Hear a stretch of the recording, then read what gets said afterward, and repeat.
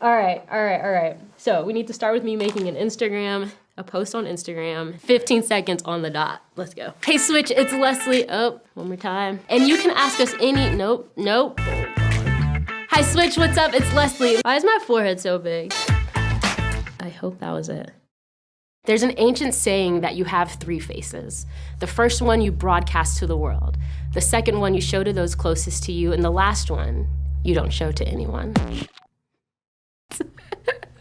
I wish I could take credit for that. It's really deep, it's really fun, but actually I didn't even research it. Ancient saying that you have 3 faces.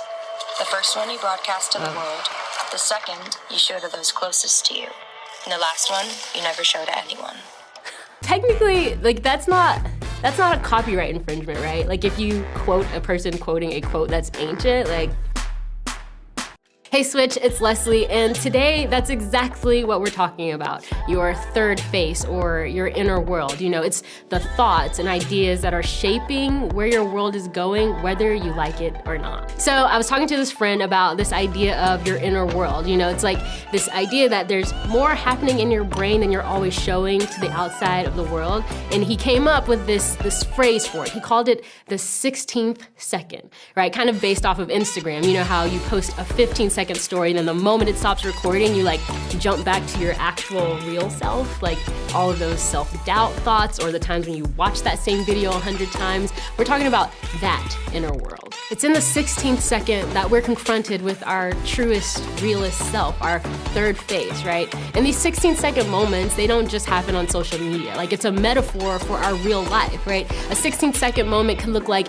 you're leaving a football game, you were just having a great time, and now you're on your way to your car and you're like, in your own head having all of these thoughts. Or another 16-second moment could be you just got off the phone with your friends and you hang up and instantly you're kind of in a different mind state. Or perhaps it's right before you go to bed. You finally shut down your phone and your computer and you're laying there and you're kind of in your own head. Or maybe a 16-second moment for you is you had to be like the best version of yourself because you were talking to your parent or your teacher or someone who's respect you on it. And as soon as that conversation is over, you're like in a whole nother mental space. These are all 16-second moments. It's in that internal dialogue that you think about who you are, but also how you will relate to other people, right? And those 16-second moments, that inner world that's happening, that's where we have some of our strongest thoughts. I want to be really clear. Our strongest thoughts aren't always necessarily the thoughts we have the most often or even the loudest thoughts. Sometimes they're just the thoughts that kind of knock your whole day off track or change the trajectory of everything. It can be a tiny blip, but it can still be considered one of your strongest thoughts. So what are your realest thoughts? What are your biggest fears or your deepest desires? Because here's what we know. Your life is moving in the direction of your strongest thoughts. Your life is always moving in the direction of your strongest thoughts. I'm gonna say that again, I'm gonna let it sink in. Your life is always moving in the direction of your strongest thoughts. I love the Old Testament, Proverbs 23:7, for as a person thinks, as he thinks in his heart, so he is. As you think, so you become. If you think you can't, you probably won't. If you believe through Christ that you can, you can.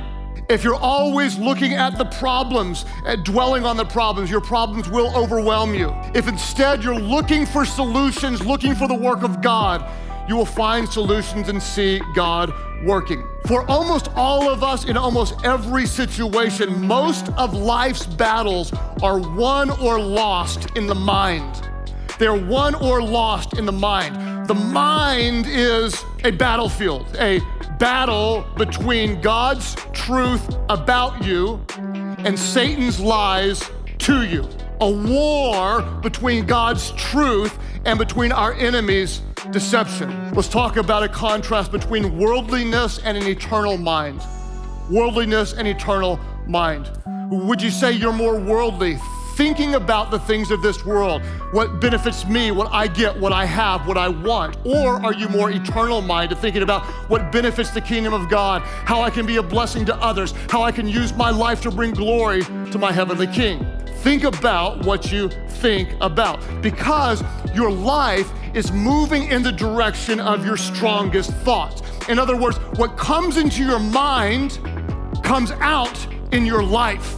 Your life will always move in the direction of your strongest thoughts. Question: are you excited about where your thoughts are taking you? Think about it. Think about what you think about.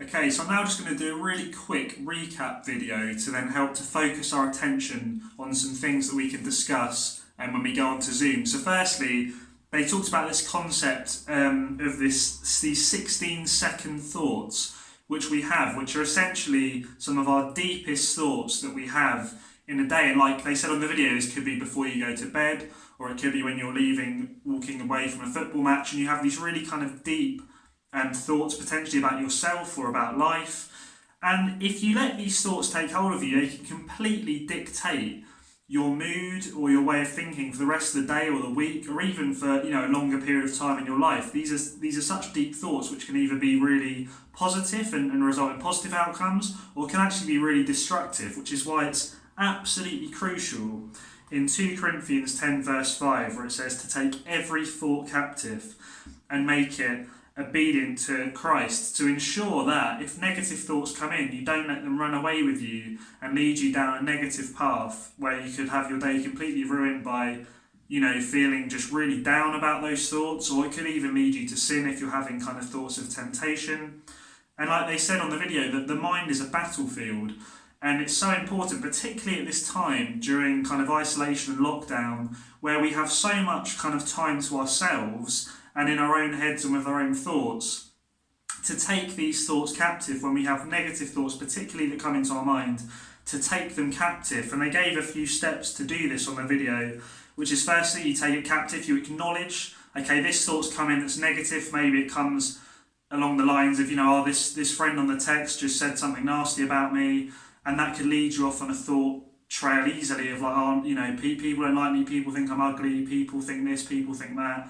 And it could just make you go really downhill. So firstly, you acknowledge that thought, you take it captive, you go, no, I'm not going to dwell on that thought, that thinking this person doesn't like me, for example, or that therefore means like no one likes me, or a lot of people find me annoying. You stop right there when it comes in, you discard the thought, you say, no, I'm not going to dwell on that thought, that's a lie from the enemy, that's a friend that said a stupid comment, that isn't true. And then you focus on healthier thoughts. You remind yourself of what God says about you, for example, that you're loved, that you're chosen, that you're his masterpiece. You focus on those positive thoughts, and you basically get rid of the negative and replace them with positive thoughts. And when the negative ones try and creep back in again, you remind yourself, no, I'm loved, I'm chosen, I'm blessed by God, I'm his masterpiece. And that's why in Philippians 4 verse 8 it says to think about whatever is true, whatever is noble, whatever is right, whatever is pure, whatever is lovely, whatever is admirable, whatever is excellent, and whatever is praiseworthy. Think about such things. And obviously as Christians, if you believe in God, you can focus your mind on God and who he is and what he's done for you when negative thoughts come in. You could equally have other thoughts come in where you just feel really unmotivated and you just have this kind of thought of, I just can't be bothered to do anything today.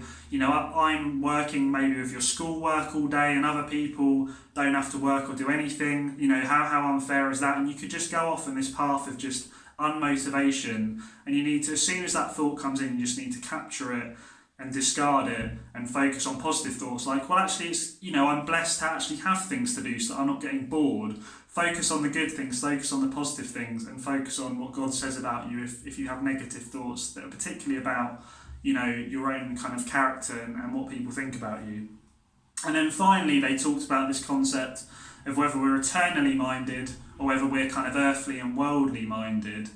And this is something that we can talk about in a minute. And I kind of encourage you to challenge yourself to think about, what thoughts do I have most often? Are they mostly self-centered thoughts? Are they mostly about me? If parents ask you to wash up, is your first thought, no, I want to play my Xbox, I don't want to wash up, I don't want to do that. Obviously, you're naturally going to want to do your own thing anyway, but is your mind kind of in tune with actually, no, I know that's the right thing to do, so although I want to do this, I want to do it for my parents out of love, to honour God as well, to show God that I love him by honouring my parents?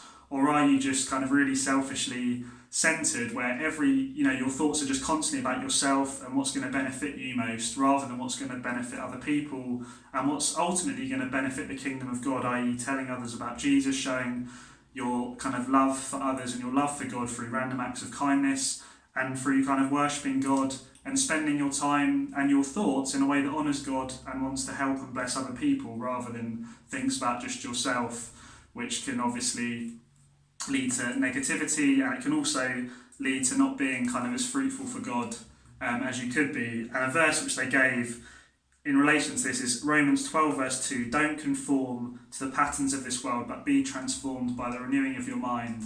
And to transform your mind and to have your thoughts set on godly things and positive things is so important. To do things like spending time in the Bible, spending time chatting as Christians over things like Zoom, as we're about to do in a minute as a youth group, to get our minds on God, on kind of loving one another, doing positive things, being productive, and not focusing on the negative thoughts, which can lead you down a slippery slope of negativity and also unfruitfulness. So we're going to talk about some of these things in the Zoom call now.